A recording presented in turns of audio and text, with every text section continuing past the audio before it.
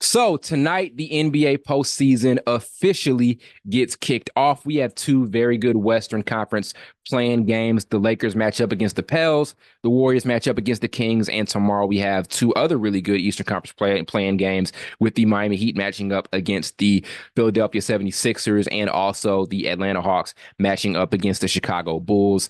This is going to be one of the most interesting postseasons in a very, very long time. And I say that because it is very unpredictable, right? I know they're number one seeds in the East and the West and things like that, but right now, nobody is a lock. Nobody is guaranteed to be that team to represent their conference once the NBA finals get rolling around, right? Especially with the Oklahoma City Thunder. They're the one seed.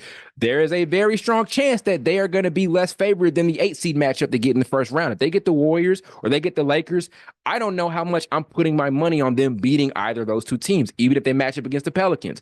If the Boston Celtics, the one seed in the East, if they end up drawing the Miami Heat, who knows what could happen there? That could be a first round upset very easily. We've seen what Miami's been able to do to Boston over like the last 5 seasons. I think they're like four out of the last 5 seasons they beat them in the postseason. You never know. And even if they match up against the Philadelphia 76ers, yes, I think the Celtics are a more talented squad all around than Philly, but Philly's going to put up a fight. You have Nick Nurse as the head coach. You have Tyrese Maxey, who has been nuclear this entire season. You have Joel Embiid, who, if he didn't get hurt, would be the league MVP. There are so many different realities that can happen here in this postseason, and I love it. It's kind of this NCAA tournament feel where you don't know what's going to end up happening.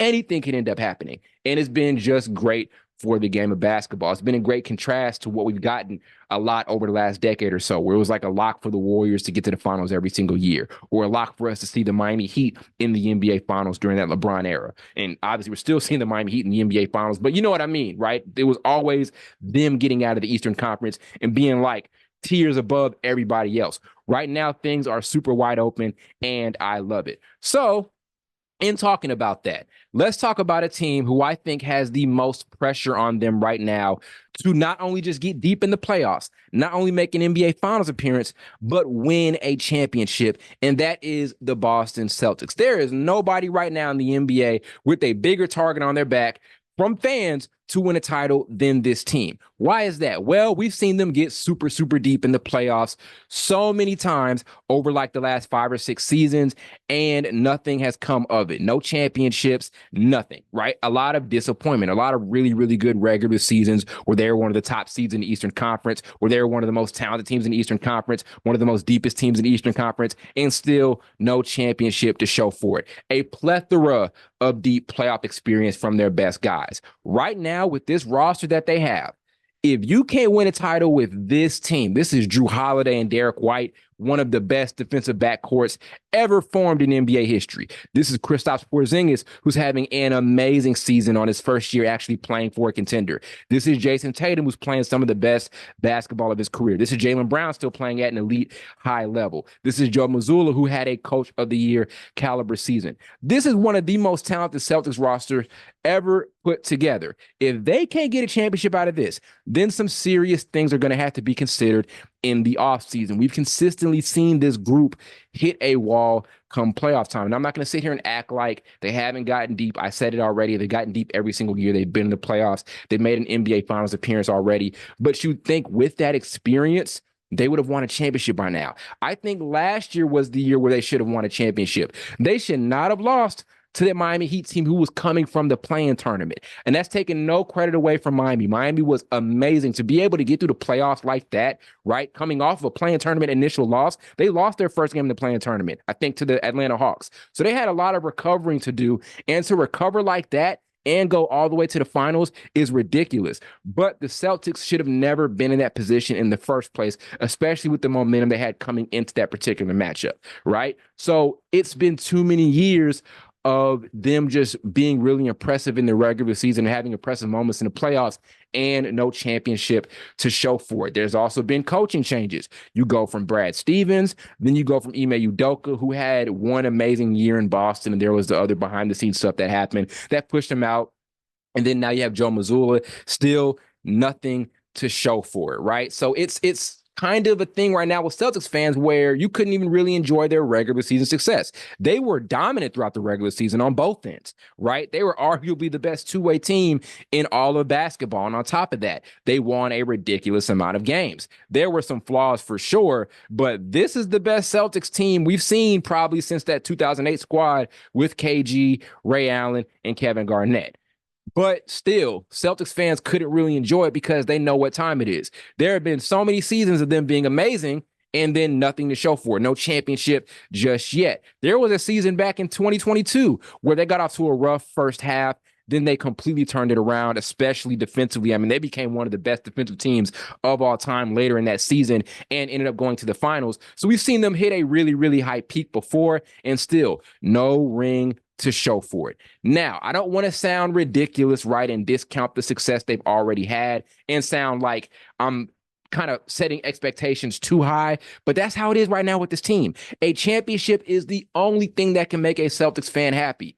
Only thing, there have been too many years of this team getting so deep in the playoffs with no ring. Now, there are other squads right now who have a lot of pressure. There are the Clippers, who I think have a lot of pressure to at least get to the NBA Finals, or some things are going to have to be reconsidered with this group in the offseason, especially with the talent they have with James Harden, Kawhi Leonard, Paul George, and Russell Westbrook coming off the bench, and some other really good role player contributors. There's also the Denver Nuggets.